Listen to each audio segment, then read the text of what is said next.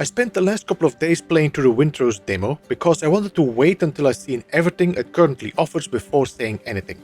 That means going through the survival loop, spending time building, unlocking the ship and actually trying the naval combat. Now that I finished it from the beach all the way to ship combat, I think I've seen enough to give it a fair take. So let's talk about it. At its core, this is a crafting survival game with action RPG elements and a pirate theme woven into it.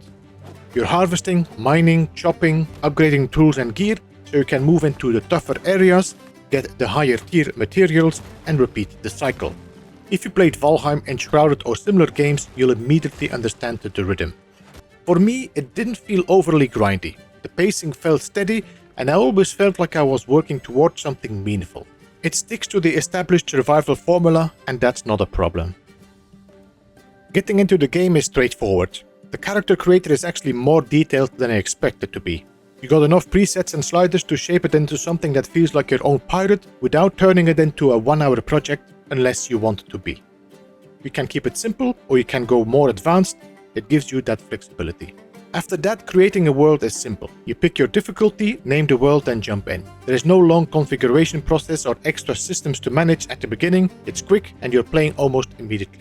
It's a clean, no-fuss start. Combat is fairly simple, and that's fine. This is not Kingdom Come Deliverance, it's not trying to be a full-blown combat simulator. It fits the survival framework. That said, blocking and dodging feels slightly delayed. I wouldn't say it's janky, it just feels like it's behind the input. And when it comes to combat and you're relying on timing, you do feel that. So that's probably the biggest mechanical thing I would say that needs to be tightened up in combat. Visually, the world looks clean, the sea looks good, and the boat interaction with the water feels right, which is important in a pirate game. Building feels solid too. I didn't go too deep into massive builds, but even in the demo there's enough variety to see that base building will be a big draw for many players. The sound and the music are subtle and fitting, they don't overwhelm you, and the UI is clean and mostly stays out of the way.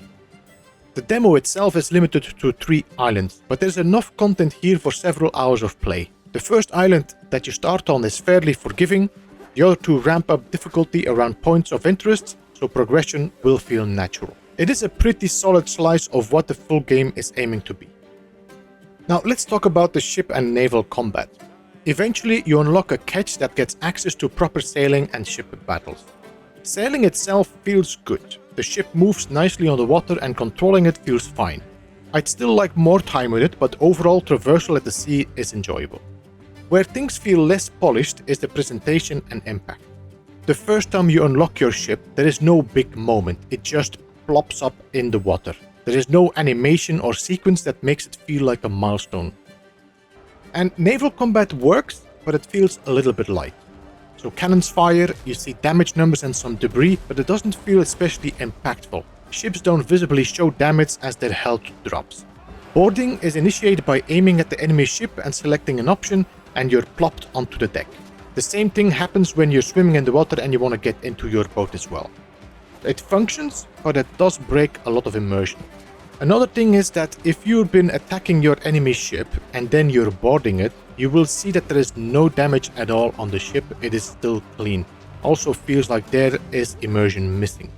There is also no wind system right now. You move at full speed in any direction, so fights tend to be just about circling, firing and repairing rather than positioning based on environmental factors. It's not bad, it just needs more weight and immersion to really sell the pirate fantasy at sea. The difficulty in the demo felt fair, maybe slightly light, but I could have gone for a harder difficulty in the world setting. The first naval fight is clearly a tutorial. The second one does more damage and has more health, but it's still manageable. I expect later ships in early access to increase that challenge, of course. The sea encounter density felt also reasonable. I ran into a couple of ships during longer sailing stretches, which felt balanced. You don't want to feel like there's a lot of traffic. Story-wise, the demo doesn't push hard on the narrative yet.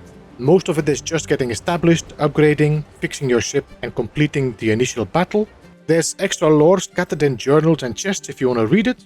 The dialogue is not voiced, mostly is just background chatter. More voice acting would improve immersion, but it wasn't something that felt critical at this stage. So, where do I land? Well, I enjoyed it. The survival loop works. Building is promising. The pirate atmosphere on land is solid. But naval combat is clearly the system with the most room to grow.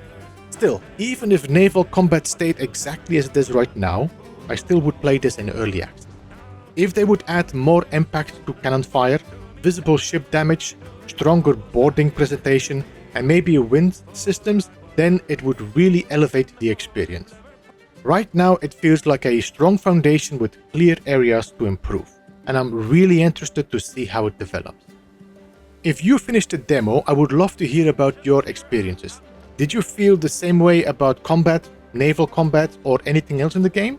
And if you haven't tried it yet, there is a free demo on Steam. You can download it there. I can drop the link in the description, so it's definitely worth testing out and forming your own opinion. This was Beeblebum. Thanks so much for watching. Goodbye for now.